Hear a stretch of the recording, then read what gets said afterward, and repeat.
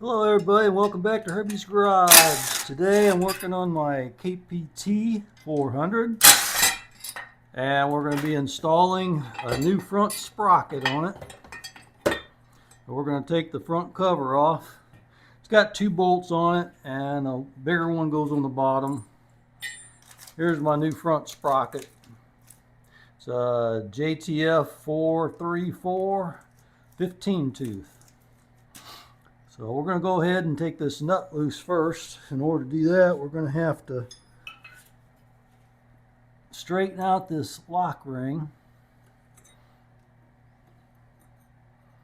Gotta be really careful not to mess up the nut.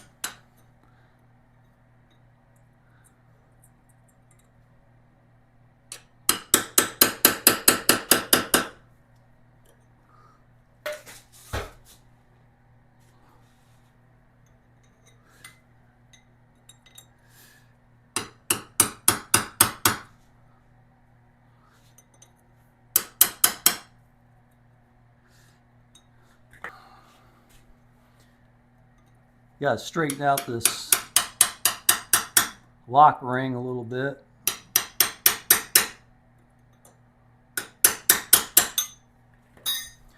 Then you gotta take this big nut off. This is a 30 millimeter. All right, I got my foot against the tire, the rear tire. We got our 30 millimeter socket, got our big impact. Let's break this loose. You got to have a good size impact to break that nut loose. It's a little bit tight on there, but that impact does a good job of breaking it loose. And we'll take our lock ring off. We'll set that aside and we'll go to the back and we'll loosen the chain up. Okay, the nut over here is a 24 millimeter. The axle is an 18. We'll hold the axle and we'll take this nut loose. You can see I've got the nut loose and we're going to run the wheel all the way in. Now you got to have this thing on swing arm spools before you start this. At least it makes it a lot easier. And then take your 14 millimeter and just loosen this up, this nut. And then you can run your 10 millimeter all the way in.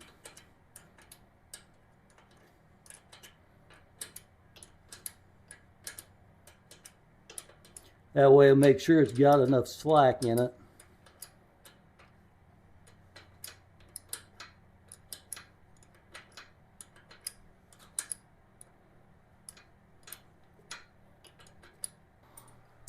Now we'll come to the other side and we'll do the same thing. We'll loosen this nut.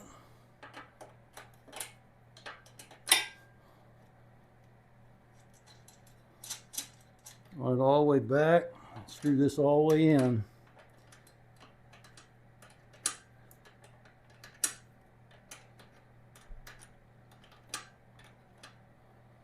Now before you loosen any of your adjusters, you can measure it from here to here to see what your measurement is. It's going to be a little bit different whenever you go to put the bigger sprocket on it. It's going to come to a different location on the chain tension.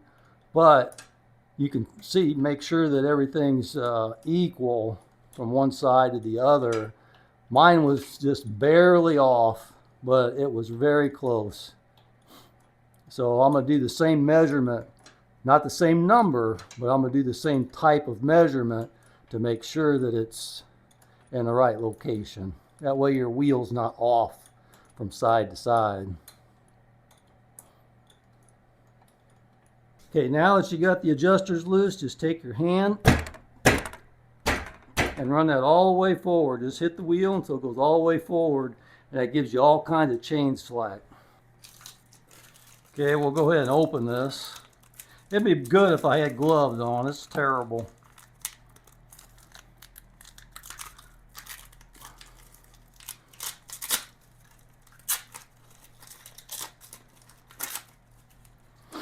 And we know that this sprocket will work because Jerry Hawk 250 already tried it out on his.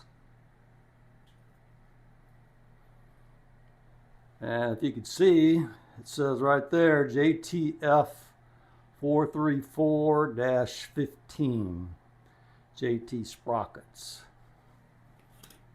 So we'll just slide this off, hold on to the chain, put the new one in, slide it back on.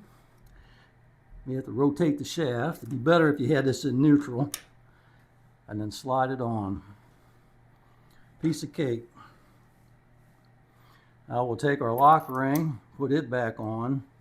It's like that sprocket's the exact perfect width because these teeth come right out to the edge of the shaft teeth. So that works perfect. Now in case you're wondering, yes, this is a cushioned dampener countershaft sprocket, and this one is not. This one will be a little more noisy than this one will be, but so far we haven't found one with a cushion for this size of sprocket, but this will be fine. If you're really concerned with that, then you can just leave your stock sprocket on for now. And what I'm going to do, you don't have to do this step if you don't want, but I do this for a little extra insurance. I'm just going to put a little dab of thread locker on there.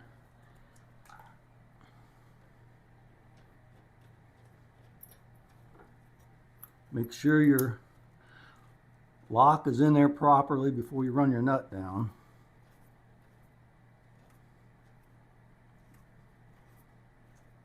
Screw it on by hand so you don't get it cross-threaded. Now I'm going to turn my gun down to the lowest setting. I'm just going to bump it on. I'm going to torque this. That has very little torque, but it's enough to set it. Now I'm going to get my torque wrench and I'm going to show you what I'm going to do. Okay, now there is no torque setting on this. I haven't found it anyway, but I just did some searching on the internet and I came across a Kawasaki. It was either a Z400 or a Ninja 400, I don't remember. And the front countershaft sprocket is going to be similar on the torque, and it was 93.7, I believe. I'm going to torque this one to 95 foot-pounds. And the way I'm going to do this is I'm going to sit on the bike. I'm going to hold my foot on the brake lever, and I'm going to torque it. The wheel won't move because the brake's holding it.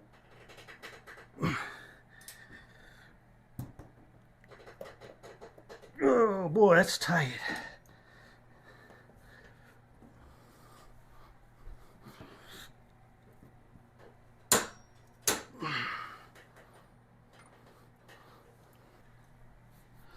Okay, now that I have it torqued, what we need to do is we need to bend this over. What we don't want to do is the old location that was bent over, that could be stressed. So we don't want to use that. We want to use a new location. And I'm going to try it with this punch backwards to get a little more meat on it. I don't have a real good punch. Not handy anyway. And see, I fold that down where it's good and flat on there, and that's not going to go anywhere. So that's all the way down and touching. That's really good. This has got quite a bit of slack in it, so we can come out quite a bit. And you want to try to make this even if possible.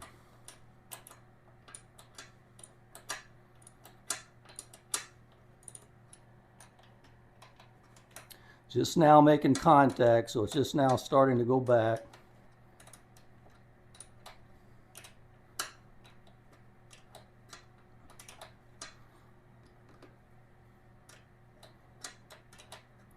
Okay, the other side will bring this tighter too, so let's go to the other side and snug that up.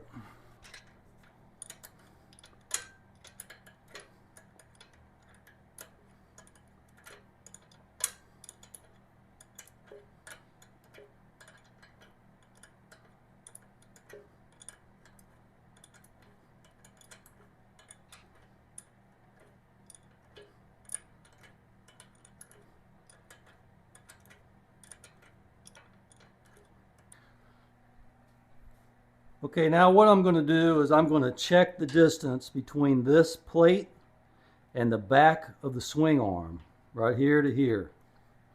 I'm going to be using this caliper. As you can see, it's got a depth gauge on it. So I'm going to go from here to the tip of this, and I'm going to try to get the same measurement on this side as I do the other. I'm going to get this exactly perfect. Now when you're checking the tension on this chain, you want to roll it a few times. Check it, roll it, and check it again. Mine feels about right. Might be just a hair on the tight side, but that's okay. It'll loosen up.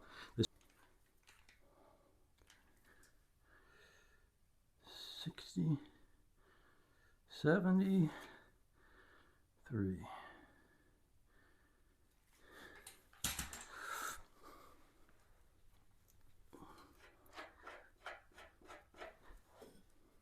All right, what I'm going to do is I'm going to take this nut off. I know it's a locking nut. It's got the locking mechanism on there, but I'm going to put just a little bit of thread locker on there. I don't want my axle nut coming loose. I may go overkill on some things, but I'd rather overkill than underkill. Now I got this set for 73 foot-pounds. I believe that's what it was supposed to be. If it's not, I'll put a note on the screen of what it should be. Now I've got this chain tightened about the way I want it, so I'm going to tighten this nut.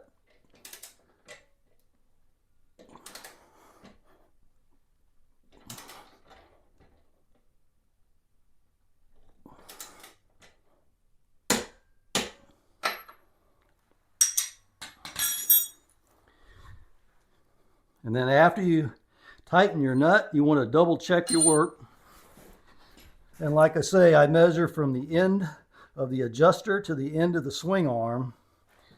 I want to make sure that it's the same on both sides.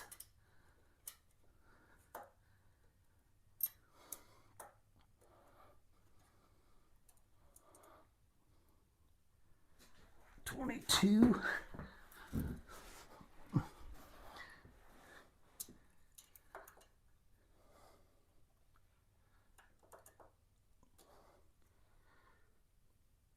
And 22. Perfect. Now that I've got the axle nut tight, I just want to give this adjuster just a little bit more tension to make sure that it's not loose in between here. Once I get that tight, then I'll tighten down my lock nut.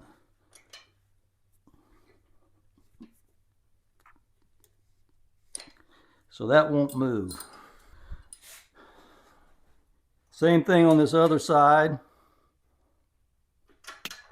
Just going to give it a little bit of pressure out before I lock this nut down completely.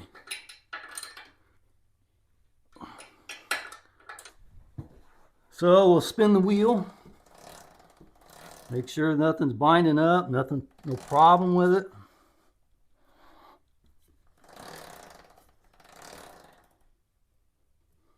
It's got just a little bit of slack in it, which it's a little bit tight, like I said, but it'll loosen up.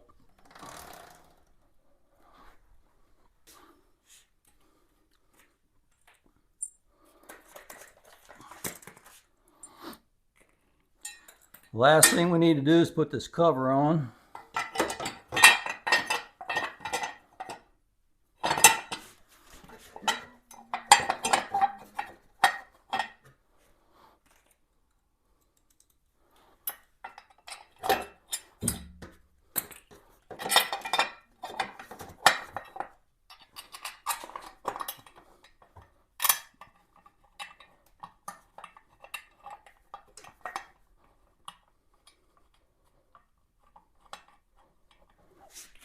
Like I mentioned earlier, the longer bolt goes on the bottom.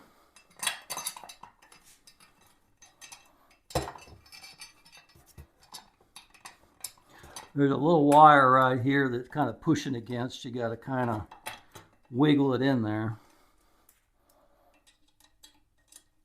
And when you tighten this, don't use an impact. So easy to strip these or break the casing on it.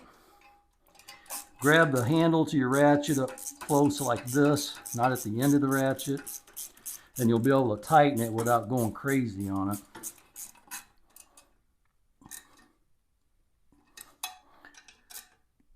There we go. That's the front sprocket change out on a 2025 LIFAN KPT 400.